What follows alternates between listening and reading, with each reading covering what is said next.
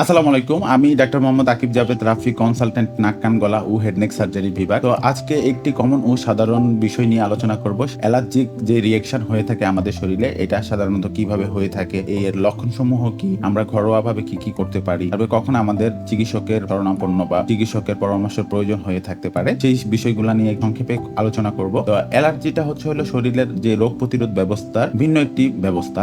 তো এই অ্যালার্জিটা দেখা যায় যে অনেক সময় দেখা যায় অনেকের বিভিন্ন কারণে এই অ্যালার্জিক রিঅ্যাকশন গুলো হয়ে থাকে। অনেকে দেখা যায় যে ওষুধের কারণে অ্যালার্জি হয়ে থাকে, অনেকের দেখা যায় যে পোকামাকড়ের কামড়ে অ্যালার্জি হয়ে থাকে, ধুলোবালির কারণে অ্যালার্জি হয়ে থাকে, তারপরে অনেকে দেখা যায় যে ঘরের বাইরে বের হইলে যে ডাস্টের কারণে অ্যালার্জি হয়ে থাকে, ফ্রিজের কোনো খাবার বা ঠান্ডা জাতীয় খাবারের কারণে অ্যালার্জি হয়ে থাকে। আবার অনেকের দেখা যায় ওয়েদার যে যখন চেঞ্জ হয়, এনভায়রনমেন্টাল চেঞ্জের সময় এই অ্যালার্জির প্রবণতাটা বেড়ে থাকে। ড্যাম বাসা, স্যাঁতসেঁতে বাসা, এইসব বাসাতে থাকলে এই অ্যালার্জির প্রবণতাটা বেশি হয়ে থাকে।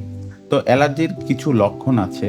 তো এই লক্ষণগুলোর মধ্যে যখন অ্যালার্জি জিনিসটা হলো সিভিয়ার আকারে ধারণ করে, তখন অনেক সময় দেখা যায় এই রিঅ্যাকশনগুলোকে আমরা অ্যানাফাইলেকটিক, মেডিকেলের ভাষায় অ্যানাফাইলেকটিক রিঅ্যাকশন বলে থাকি। তো অ্যালার্জির সাধারণ লক্ষণগুলো কি কি? যে অনেক সময় দেখা যায় অ্যালার্জি হলে আপনার বিভিন্ন অংশে চুলকানির একটা সমস্যা হতে পারে। আবার অনেক সময় দেখা যায় যে শরীরের বিভিন্ন অংশে র্যাশ তৈরি হয়।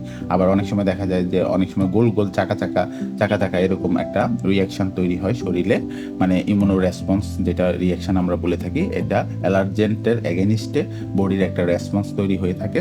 আর অনেক সময় দেখা যায় যে শরীরে এগুলা ছাড়াও শরীরের কোনো অংশ ফুলে যাচ্ছে হঠাৎ করে।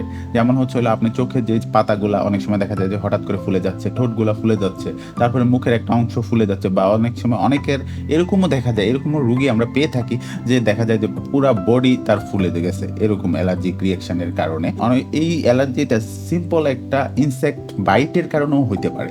সিম্পল একটা পোকা কামড় দিল, হঠাৎ করে পুরা শরীরটা ফুলে গেল এবং হলো রুগীকে নিয়ে খুব দ্রুত দেখা যায় যে হাসপাতালে নিয়ে আসতে হলো। তো এই জিনিসগুলো সাধারণ লক্ষণগুলোর মধ্যে কিছু লক্ষণ।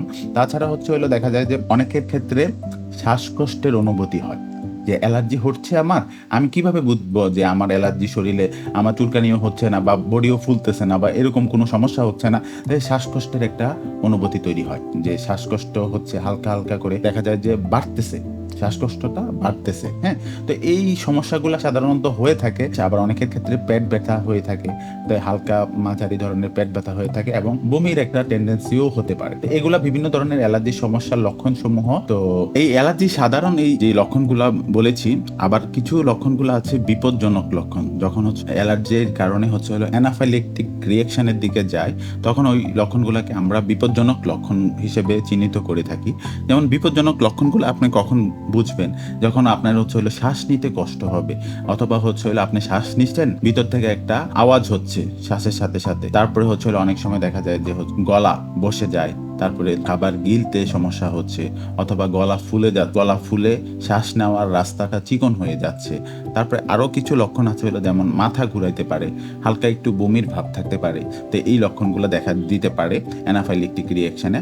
আরেকটা লক্ষণ অনেক সময় দেখা যায় যে রোগী সিভিয়ার পর্যায়ে শকেও চলে যায়। যেমন কিভাবে, যেমন একটা ঠান্ডা ঘাম দিতে পারে, রোগীর পালসটা, যে আমরা হার্টবিট বা পালস যেটা দেখি, এই পালসটা হলো অনেক সময় দেখা যায় ইরেগুলার হয়ে যাচ্ছে, অথবা ক্ষেত্রে বেড়ে যাচ্ছে, অনেক সময় দেখা যায় যে অনেক কমে যেতে পারে। তখন দেরি না করে দ্রুত প্রয়োজনীয় ব্যবস্থা গ্রহণ করুন। তখন আসলে ডাক্তারের যে পরামর্শ, এটা কখন জরুরি, আপনি যখন কি কারণে অ্যালার্জিটা হচ্ছে আপনি এটা ধরতে পারতেছেন না, সেক্ষেত্রে আপনার অবশ্যই ডাক্তারের একটা পরামর্শ নিতে হবে। আবার দেখা যায় যে আমি পূর্বে যে জিনিসটা বলেছি, অ্যালার্জির কারণে যে অনেক সময় দেখা যায় যে অ্যানাফাইলেকটিক রিঅ্যাকশন হয়ে থাকে বডিতে, অ্যানাফাইলেকটিক শক হয়ে থাকে। তো তখন দেখা যায় যে রোগীর হঠাৎ করে শ্বাসকষ্ট হচ্ছে, অথবা পালস বেড়ে যাচ্ছে, পালসের রেট কমে যাচ্ছে, অথবা রোগীর অবস্থা সিভিয়ার আকার ধারণ করতেছে, তখন দ্রুত আপনার নিকটস্থ হাসপাতালে নিয়ে যান, অথবা নিকটস্থ ডাক্তারের পরামর্শ নিন। অ্যালার্জির যেই কারণে অ্যালার্জি হয়ে থাকে, সেসব কারণগুলোর থেকে সবাই অ্যাভয়েড করবেন। মানে অনেকের ধুলোবালিতে গেলে অ্যালার্জি হয়ে থাকে, তো আপনারা অতিরিক্ত ধুলোবালিতে যখন যাবেন তখন সবসময় মাস্ক ব্যবহার করবেন। অনেকে দেখা যায় যে ঠান্ডা পানি অথবা ফ্রিজের যে ঠান্ডা পানিটা বা খাবারটা খেলে অ্যালার্জি হয়, এই জিনিসটা অ্যাভয়েড করতে হবে আপনাদেরকে। তাছাড়া দেখা যায় যে অনেকের ক্ষেত্রে স্পেসিফিক কোনো খাবারে, যেমন চিংড়ি মাছ, অথবা পুঁই শাক, অথবা দেখা যায় যে কারো বর্তমান রিসার্চে দেখা যায় যে অনেকের বেশিরভাগ মানুষের গরুর দুধেও অ্যালার্জি হয়ে থাকে।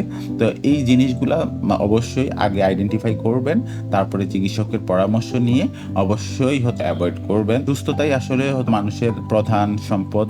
যে সবাই সুস্থ থাকবেন, ভালো থাকবেন। আসসালামু আলাইকুম, ধন্যবাদ।